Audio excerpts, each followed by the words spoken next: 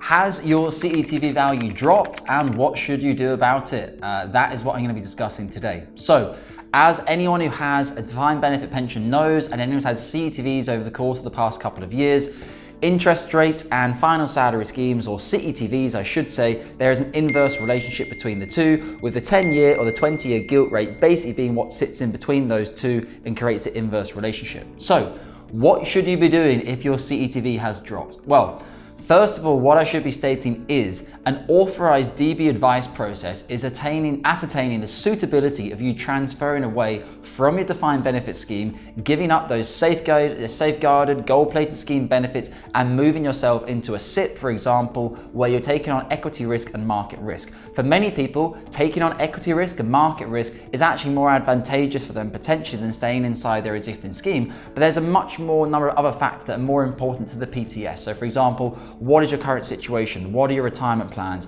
Who's dependent upon you in life? What is your current age? How close are you to normal retirement age? There's many factors that go into the suitability of a pension transfer or a defined benefit pension transfer or not.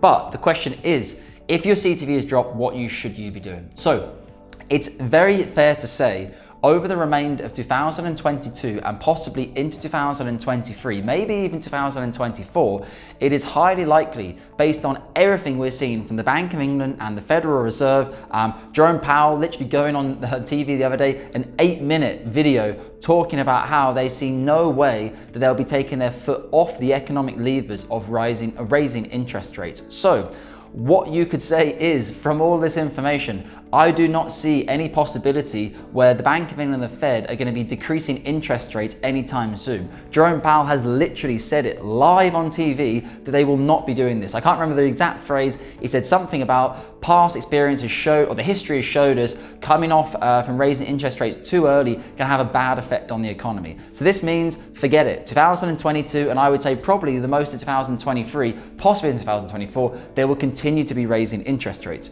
So, what does this mean for your CETV? If your CETV was $1 million in January time, at the back end of last year, it was 800,000 in March, and now it's 700,000 now. Many people and many clients would be sitting and saying, well, that's not a good deal. I'm only getting 700 now. I got $1 million before. I'm gonna hold out and wait. I'm gonna wait until it goes back up again. Great, but how is it gonna go back up again? How do you think the economy is going to change in order for your CETV to go back up to a record high? Well, I can tell you what would need to happen in the economy. The economy would need to go through something worse than COVID-19, worse than Russia and Ukraine that's happening earlier this year. Even with Russia and Ukraine happening, the government still started to raise interest rates because they can't have this type of inflation in the economy. So, when governments start to raise interest rates, it's not a whim, and then next week they're going to bring them back down again. It takes 12 months from the effect of raising interest rates to have an impact on inflation, economically speaking. Sometimes it can be shorter. Obviously, markets react within seconds. When Jerome Powell did his 8-minute speech, I think it was 56 billion was wiped off the 5 richest people in the US.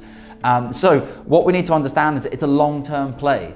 So anybody who's saying, oh, I'm going to wait until my CETV goes back up, good luck. Because I don't see in what situation that's going to happen. You would need the Bank of England to take the base rate back down to 0.1%, which was the record low that was put in place during the pandemic. I believe it was March 2020, it went to 0.1 and it stayed at 0.1, I believe, until December 2021, something along those lines.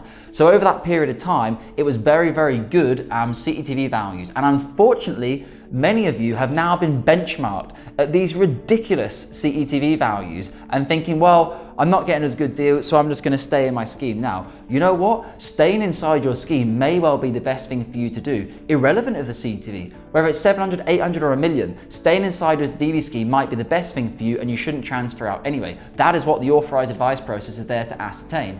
But obviously what you need to understand from that is that if you think it's going to go back up or you're going to wait for it to go back up, I actually think you're going to be very disappointed over the remainder of this year and also in 2023 and potentially 2024. I think CETV values could continue to come down further as interest rates go up. This will increase the 10-year and the 20-year gilt rates. If anyone wants to understand this, you can click on Google. I'll get one of the team to put the link here for you. You can go onto Google, type in the 10-year gilt rate, and you can see the chart that your DB scheme will effectively be using. In my experience, 70 to 80% of schemes use the 10-year gilt rate. The majority of the others use the 20-year gilt rate. So if you're waiting for your CETV to go back up, as I mentioned a minute ago, I'm not being flippant, I'm not trying to be rude to people, but you need to be smart about it. If you think transferring out of a final salary scheme is the right thing for you to do, you should be focusing on the suitability of the advice and not the CETV value itself.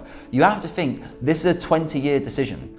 If you think the transferring out of DB scheme is right for you now and it's the most suitable thing for you to do, and you're going to invest it in the equity markets for 20 years, what you're going to be left with at that point in time, whether you started with 500 or 600,000, the SIP, whatever it is, you're still going to have a very good level of growth. Based on past performance, obviously there's no guide to future performance, you should see a very good level of growth inside your SIP. So I'm trying to get people away from this current situation they're in where they just feel trapped to this high, unrealistic benchmark. And what I can tell you is, I can let you into a little secret.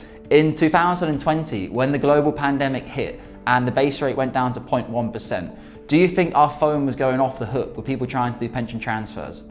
No. At one point, it was almost like tumbleweed coming through the office, but not quite. But you get what I mean. No one's calling up and saying, oh, we're in the middle of a massive pandemic, the government's taken interest rates down to 0.1%, now I'd like to transfer my defined benefit pension. No, very few people did that. Only, if I'm being brutally honest, the very smart people. Very, very smart bankers were getting in touch because they had time off work, probably the first time in 20 years, and they wanted to sort out the defined benefit pension. They understand the inverse relationship, and so they got their pension transfers done during the pandemic. Most retail clients waited until the market started to recover towards the back end of last year, 2021. Everyone was very excited, and that was a sweet spot. The markets were doing well, the economy was booming up until December 2021, and CETVs were still really good. So that was a sweet spot. What we've seen in 2022 is there has been, the economy has been suffering, which is why obviously the interest rates have been changing as well. So guys, I hope this is valuable for you on CETVs and how to ascertain whether you should be transferring or not.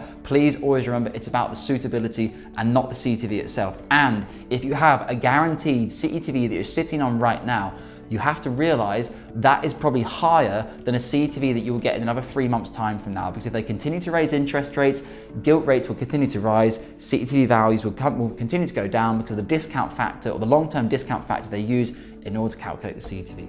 Guys, I hope this is valuable. As always, take care of your final salary pensions and speak with you soon.